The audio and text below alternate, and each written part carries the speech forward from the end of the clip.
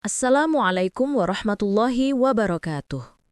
Sahabat pecinta Rasulullah Shallallahu Alaihi Wasallam, dalam episode kali ini kita akan menelusuri kisah yang mengubah sejarah dunia saat Nabi Muhammad Shallallahu Alaihi Wasallam bertahanuts di Gua Hira dan turunnya wahyu pertama dari Allah Subhanahu wa Ta'ala. Nabi Muhammad Shallallahu Alaihi Wasallam hidup di tengah masyarakat Quraisy yang tenggelam dalam kemusyrikan, menyembah berhala, dan penuh dengan kezaliman. Hati beliau yang suci tidak pernah tenang dengan keadaan itu. Dalam sirah Ibnu Hisham disebutkan, ketika usia beliau mendekati 40 tahun, Allah menanamkan dalam hati beliau rasa cinta kepada kholwah, yaitu beribadah menjauh dari hiruk-pikuk masyarakat jahiliyah. Beliau sering pergi ke Gua Hira, sebuah gua kecil di Jabal Nur, sekitar 3 mil dari Makkah. Di sanalah beliau melakukan tahannuts, yaitu beribadah dengan cara merenung, berzikir dan bertafakur kepada Allah Subhanahu wa Ta'ala, mengikuti jejak ajaran Nabi Ibrahim alaihissalam. Hingga tibalah malam bersejarah bulan Ramadan ketika Rasulullah Shallallahu Alaihi Wasallam berusia 40 tahun. Di dalam Gua Hira yang sunyi, beliau ditemui oleh malaikat Jibril alaihissalam. Jibril datang membawa wahyu pertama dan dalam riwayat sahih, Jibril berkata, "Iqra, bacalah." Rasulullah Shallallahu Alaihi Wasallam menjawab, "Ma ana biqari, aku tidak bisa membaca." Jibril memeluk beliau dengan sangat kuat, lalu melepaskannya dan kembali berkata, "Iqra, bacalah." Beliau tetap menjawab, "Aku tidak bisa membaca."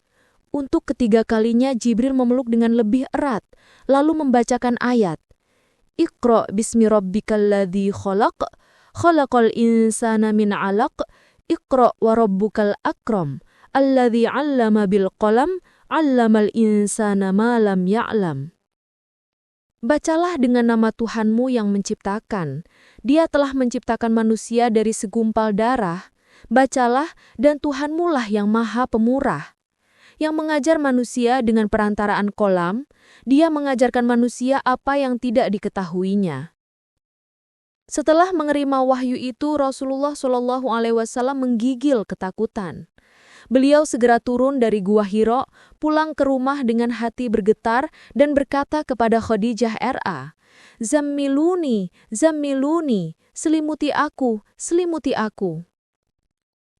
Sayyidah Khadijah RA dengan penuh kasih sayang segera menyelimuti beliau, menenangkan hatinya, dan mendengarkan kisah besar yang baru saja terjadi.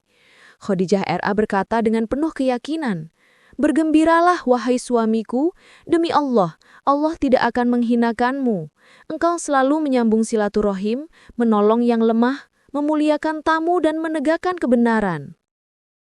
Khadijah RA kemudian membawa Nabi Muhammad Shallallahu Alaihi Wasallam menemui pamannya, seorang ahli kitab bernama Waraqah bin Naufal. Setelah mendengar kisah Rasulullah Shallallahu Alaihi Wasallam, Waraqah berkata, "Ini adalah Namus, malaikat Jibril yang juga pernah datang kepada Nabi Musa.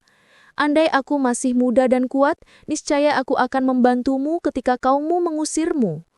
Nabi Muhammad Shallallahu Alaihi Wasallam heran, apakah mereka akan mengusirku? Waraqah menjawab, "Ya, tidak ada seorang pun yang membawa risalah seperti yang engkau bawa, kecuali ia akan dimusuhi kaumnya."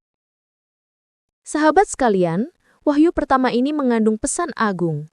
Ilmu adalah cahaya. Perintah pertama adalah Iqra, bacalah, menandakan pentingnya ilmu dalam Islam. Tauhid adalah dasar. Allah dikenalkan sebagai Rabb yang mencipta. Al-Quran sebagai cahaya peradaban.